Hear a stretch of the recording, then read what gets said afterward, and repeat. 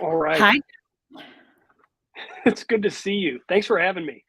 You know what? When I met you, I was just thoroughly impressed with just the work that you're doing around people who don't have houses.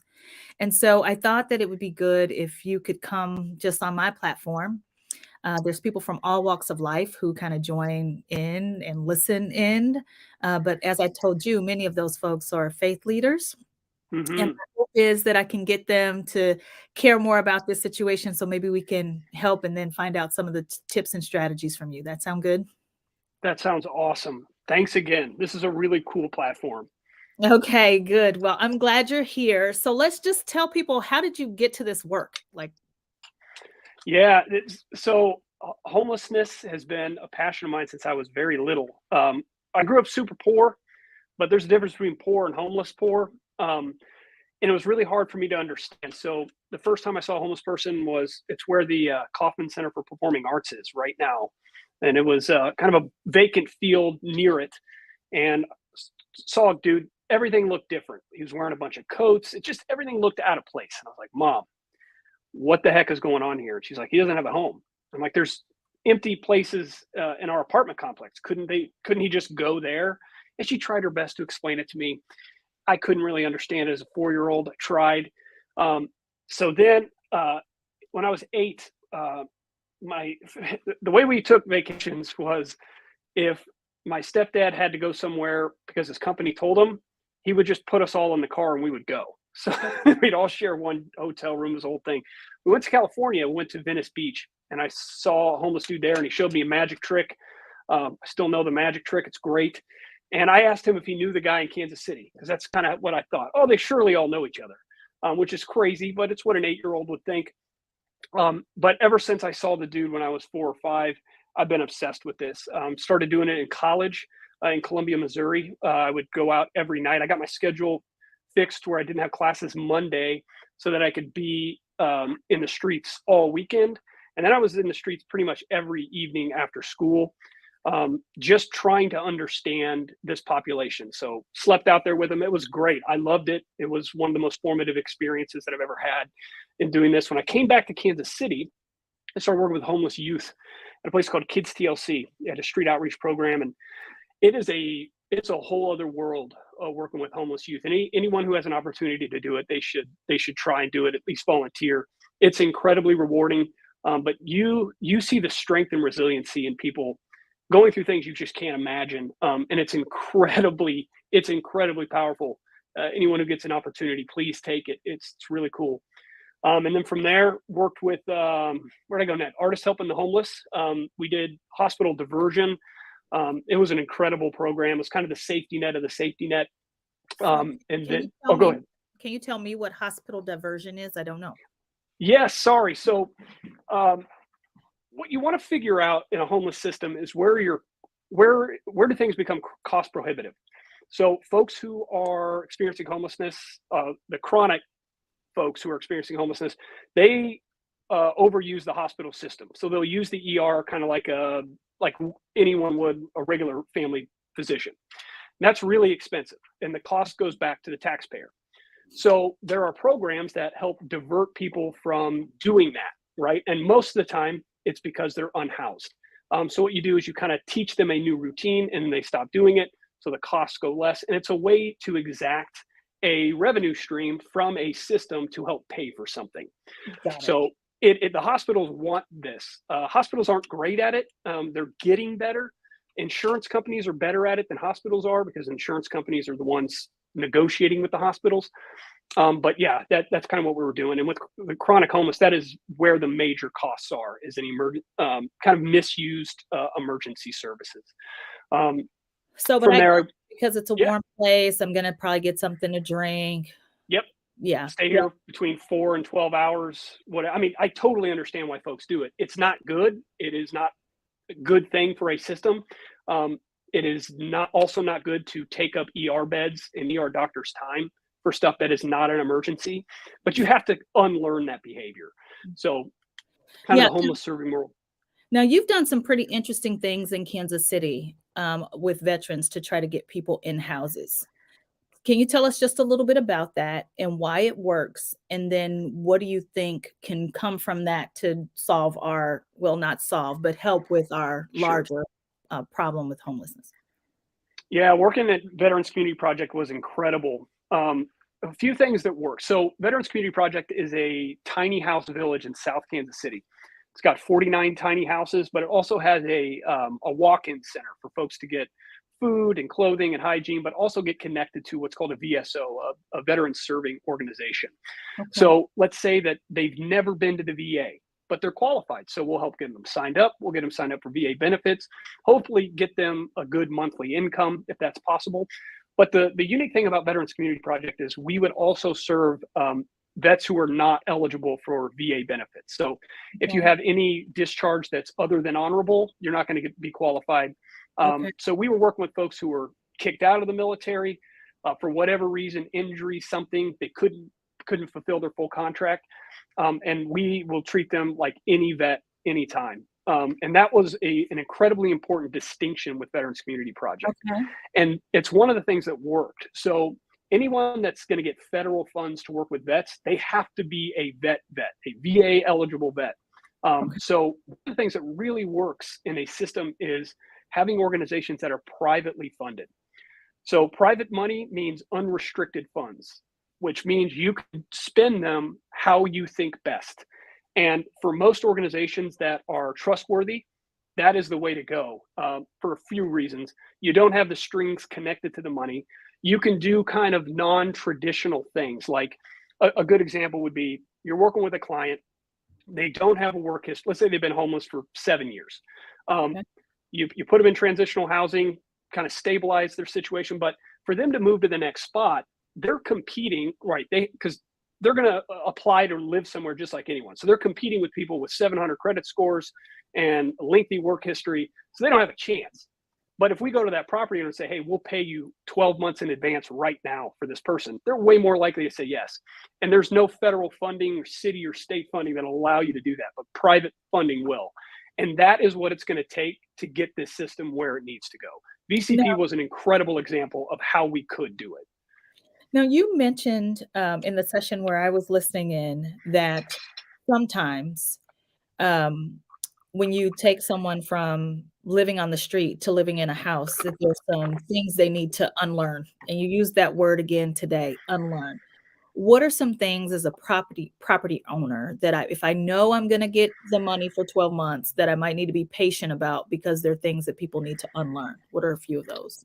That's such an awesome question. And it kind of branches into a few other things. So, as a social services provider, well, the city isn't, but in general, social service providers shouldn't expect property owners to be able to handle the behaviors the way that we do. So Okay. one of the things that's very helpful in unlearning some of the behaviors that would get them, you have to satisfy the conditions of a lease. So to get them evicted, you got to behave a certain way, right? That means if you're going to accept folks on vouchers and you're an apartment owner, landlord, you're going to want to know that social services people are going to be there to help when things get a little wonky because it Okay. might take a couple months. Some of the things that folks do is they'll invite their house now. So they're going to invite all of their other homeless people to come stay with them. They don't really understand that that is going to get them booted because they're just like, I'm doing the right thing. How could this be a problem? Because Yeah. they're not thinking about the other folks who live there that are not experiencing homelessness. Because in the root of it, and this is not a pejorative, this is just the reality. Homelessness is an intense, it's about survival. So you're going from an individual going, I have to figure out how to survive, to putting them in a community. That is really hard because now you got to think about the other. And that takes time to do. We saw this quite a bit at Veterans Community Project. And we knew like we got to build in grace for these folks. But Okay. also, you've got to have accountability, kind of this mix of both. So having a social service provider provide wraparound services is critical in doing that. And we need it because we need property owners more than they need us. So we've got to pitch them and we got to deliver what we say we're going to do. Okay. Now, you also mentioned to me that sometimes it's hard to get people to understand that just basically living outside is dangerous. I really found that Yes. hard. I found that so hard to believe, but Can you give me some insight into what are some of the things that people say that cause you to have to explain that living outside is dangerous? Yeah, it's super interesting. So there's a contingent of people who believe that we should just leave the homeless alone, right? And they have autonomy. They should be allowed to do what they want. And I get where that's coming from. Like forcing someone to do something in general isn't good. But I think it has gone way too far because if you live outside, you're going to die sooner. There's no other way around it. Also, we have to make a distinction, and this is getting into the nuance, but if we really want to move this conversation globally along, we're going to have to start having these nuanced conversations. And we have to understand this basic principle. There are three subtypes of homelessness. There is transitionally homeless, there's episodically homeless, and there's chronically homeless. So those three things represent three different styles of service. So the folks that you see in camps are episodic and chronic. And the difference between episodic and chronic homelessness compared to transitional homelessness is one type of homeless is circumstantial and the other type is not. So with transitionally homeless, it is, think of the single mom whose transmission goes out. They have to pick between paying rent or paying for the transmission. Well, the transmission, the car gets them to work and to daycare. So they're going to need the car. So they're not going to be able to pay rent. So that person could experience homelessness. And That is live out of their car. Yeah, exactly. So that's transitionally homeless. That is a circumstance that caused them to be homeless. The thing that person doesn't do is immediately go to a homeless camp, right? So folks who are, by and large, and this is, yes, there are exceptions to this, but by and large, there is something that the person is doing. Whether or not it's their fault is we're not the why of it. We need to figure out how to deliver services, but I'm just talking about the what. The what of it is it's not circumstantial that's keeping them outside. Like it's not a certain amount of income that is going to get them in because it's a behavior related thing, whether it's childhood trauma, whether it's severe persistent mental illness, whether it's substance use disorder, whatever it is. And there's grace for all of that. It's not pejorative. I have nothing bad to say about that. It's just how it is. So if we're drawing a line between circumstantially homeless and not circumstantially homeless, we also have to say out loud that behavior is harmful, not only to them, it's also a public health issue because you don't have severe persistent illness and you don't have substance use disorder without it affecting a broader community. So it's not just about the individual, it's about how collectively we are solving this problem. We will work on the why through understanding the what, but we have to say out loud, this is a behavior issue. So for folks to stay outside, oftentimes, yes, it's their choice in the moment, but when you have been using drugs for years and years and years, your decision-making isn't great. If you're severe, persistently mentally ill and you're not on medication, your decision-making isn't great. So we need to create a system for those folks to feel safe, to kind of calm their brain down, and then they can make a far more sound decision on what it is that they want to do next. But to just say, hey, they're fine out there is patently untrue. Yeah. If you sleep outside, you're going to get a maximum of about 3 hours of sleep. That's what it is on average. I've never worked with someone who's been street homeless that hasn't had all of their stuff stolen. And I have never worked with a woman client that hasn't been sexually assaulted on the street.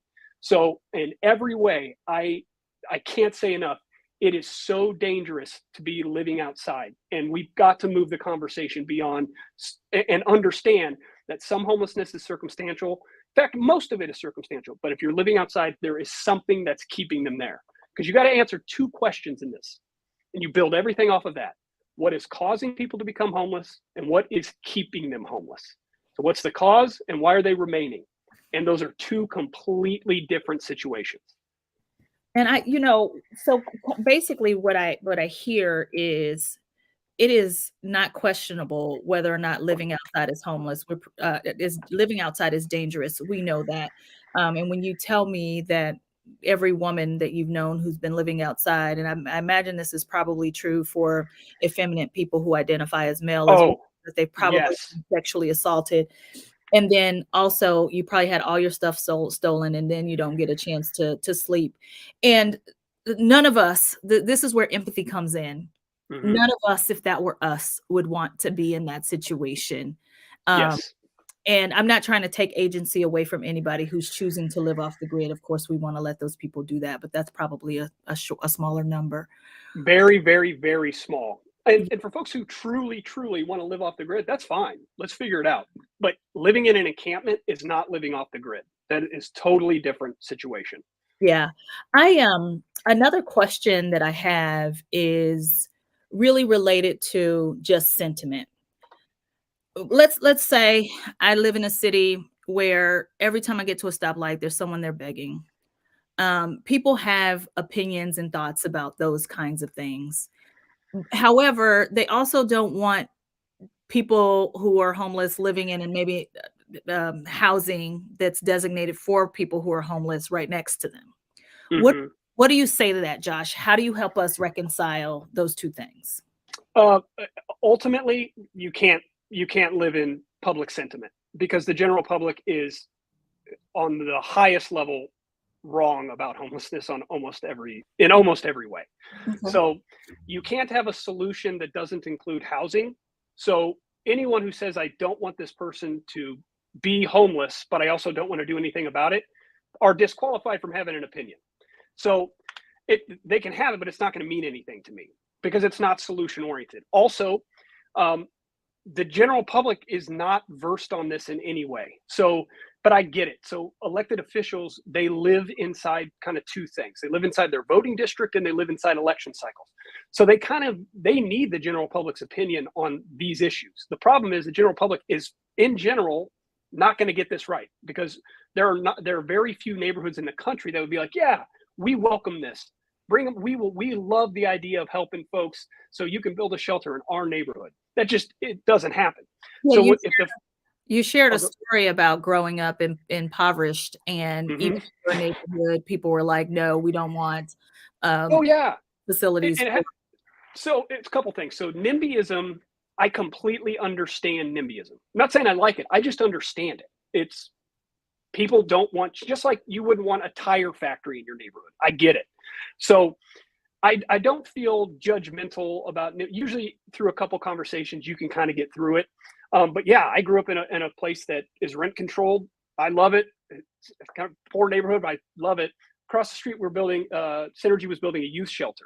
Well, everyone in the neighborhood was against it. So, and at Veterans Community Project, the apartment complexes around Veterans Community Project are subsidized, so they're like 98% Section 8. So when we went in there to do that project, they didn't want it there either. So it's like NIMBYism doesn't have an income bracket or a specific race. It's everyone. And I completely understand it. The issue, though, is to take public sentiment about homelessness and apply it to solving homelessness is an absolute failure. It's not going to work. I Yeah, understand why elected officials want to do it, but as someone who's looking to end homelessness, the general public is truly the last group of people I'm going to talk to about it because yeah. they're not right. It's way too complex. So you think I hear you saying that that's because, one, we're kinda woefully underinformed, and Hmm. many times we have opinions about things, but that does not mean we have an informed opinion. So one, we're woefully informed, but then also, sometimes we lack the empathy necessary to care about somebody who's dealing with a situation that we haven't had to deal with. Hmm. And I'll tell you, there were 3 specific situations that kinda changed how I viewed, being outside without a house. One time was kinda orchestrated. I was doing a leadership development program, and they dropped us off on Venice Beach for 4 hours with no ID, no money, no nothing, and the instructions we were given were that we couldn't talk. Well, you can't go shopping, I can't go to dinner, right? Yep. So, what I found myself doing was hanging out with people who were living outside. Hmm. And what I thought was interesting was that because I could not talk, all I could do was listen. I saw myself in the homeless people who were living on Venice Beach. Uh, Hmm. when you there's some brilliance in there, you can just tell that it's wrapped in maybe drug addiction or wrapped in mental illness. And I imagine if I lived outside for a longer period of time, it would probably have some impact on my brain. Oh yeah, 100% guaranteed. So that was one. The other was when I was working with Swope Health Services here in Kansas City, and they had the mobile clinic. And the doctor, I cannot remember his name for the life of me, but he was trying to advocate for being able to prescribe, to not give people a prescription, but actually give them the medicine they needed, because Yeah. a homeless person can't walk into CVS and fill a Mm-mm. prescription. They don't have Nope. ID, they can't give you a phone number. The security guard's probably going to kick them out. And I was just like, oh my gosh, I had never even thought of that. Hmm. And then another was when I was going through my doctoral program and I was getting ready to quit because it was like the greatest experience in hazing that I've ever had. Mm. And when I called a person I trust who had gone through their doctorate before, they shared a story about actually living out of their car while they were getting their doctorate. And it changed the face of homelessness for me, Yes. because here's a person that I never would have expected, but just a series of, and I would even say decisions. It was just a series of unlucky situations Yeah. that Circumstantially homeless. Yes. circumstantially homeless, and then the work that I get to see them do now is for children who find themselves in that position. If you got to go to school every day, it's kind of a pain to be sleeping outside on the street. And right now, like, what's the Hmm. temperature here in Kansas City? I don't know. But what do you think is necessary for the people who are listening, many of whom are going to watch this afterwards, to be able to support the work you're doing, Josh? Like, what do we need to do to help? The first thing is it's always okay to have an opinion, but you, in general, don't know enough about this. And the faith community is one of the best untapped resources in doing this. Now, the social services world has kind of kept an arm's length away from the faith community because, in general, fair or unfair, this is the way it was. The faith community didn't get involved unless it was in an attempt to convert the person. And we are not down with that. We're going to give you the thing regardless of what you believe. So a lot of churches, and it might not even been all of them, there's just a lot of them that were in this space, would connect joining their thing to getting something. So we were just like, we don't have time for this. So we were Right. just going to kind of move away. But what the churches represent are a group of people with kind of like-minded, and it's unrestricted funds. So they can do whatever they want with the money that they get. So if the faith community, number one, could understand this problem better. Now, on our end, we need to communicate this situation, and conversations like these really help move it along, because some folks are going to be upset at how I've said things or what I've said, and that's okay. But we're going to have some hard, challenging conversations to actually do the thing. So churches love doing soup, like food pantries. They like doing the backpack program. That's all fine.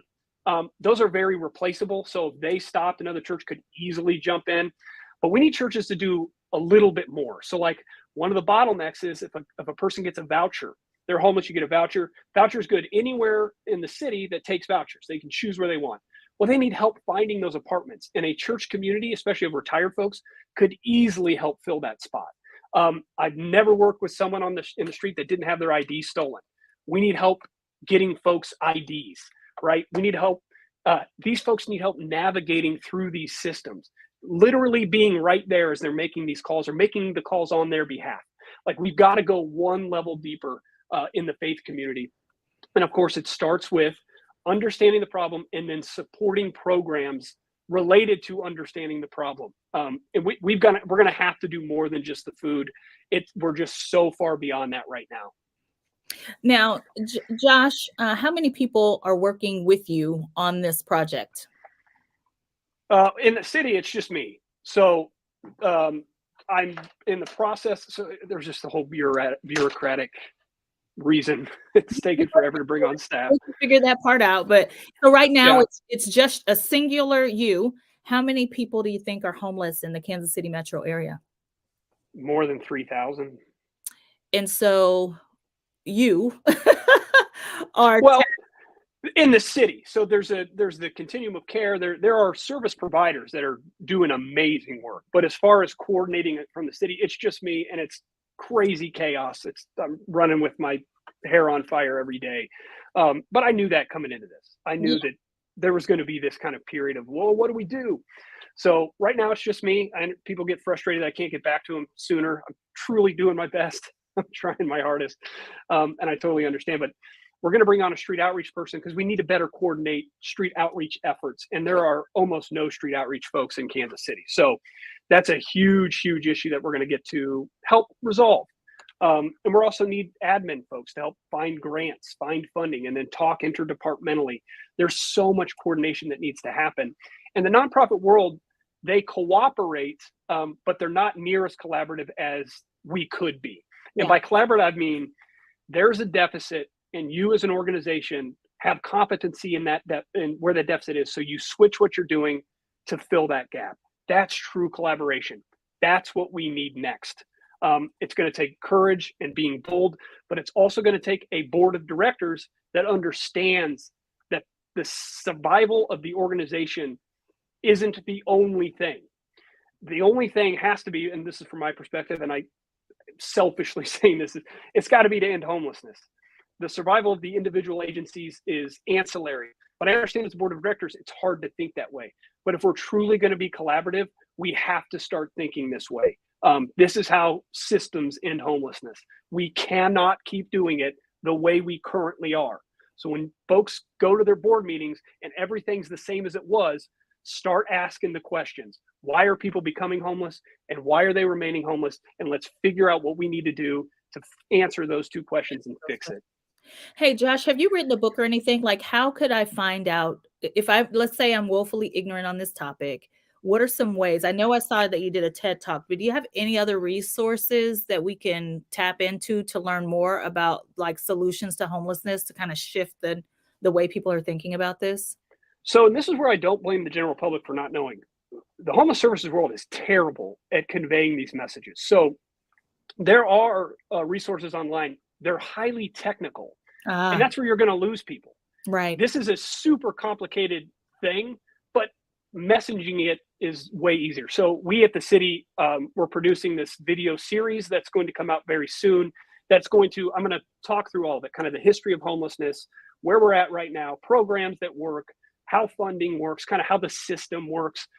So look for that, first of the year-ish. And it'll be in video form, so it's going to be easily digestible. And then through Zero KC, which is the strategic plan to end homelessness here in town, we're going to create a website that houses this information and houses these videos so that we can better inform the general public. Because here's the deal. They might not know technically how this works at all. They might have an opinion on it. But if we don't have their support, we will never have lasting change. We won't. It will only move through the election cycles of folks who are here. But if someone gets elected doesn't care about homelessness, we lose all that momentum. Well, that won't happen if the citizens say this is important. That means every elected official understands the folks who are voting for them, they are demanding an answer to this. And that's what we need. I love that. So here's what I'm going to offer up to you. And I hope you take me up on this. When that video is done, please, I'm going to be looking for it. But if I happen to miss it, please share it because I will share far and wide. We're in the middle of the workday. And so some people might not see this until much later. But I want to be able to get this information out to folks. And especially what you've talked about, which the difference between transitional, episodic, and chronic homelessness.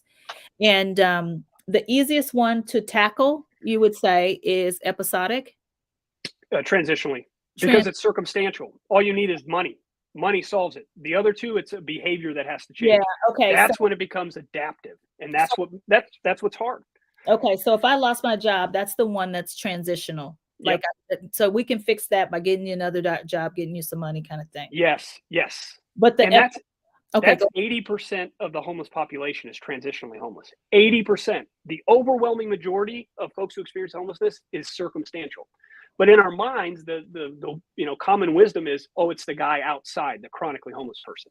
Well, chronic and episodic, they're very similar in behavior. Episodic's a little younger. They might go into services for 6 months, but come right back out. That's 10%, and chronic is 10%. So we have to turn the faucet off at the transitionally homeless. We have to. That has to be in the goal. So here's what I basically heard you just say. We could get 2,400 people off the street with money. Yeah, 100%. Absolutely. If we had Saudi oil money, 80% of the homeless problem we could solve, period. Right now. Okay. Mm-hmm. And I think these are the things that are good for people to know. That's a good point.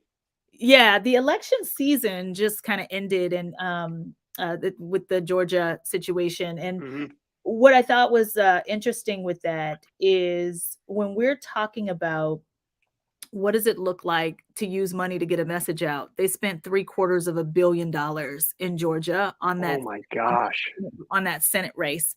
And so it makes me feel like we have the money to do this, and we have the money to Mhm. do this in every city. It's just a matter of where do we direct our resources. And so I am on a singular mission to try to spark the heart of the nation, with Kansas City being the catalyst. I love that.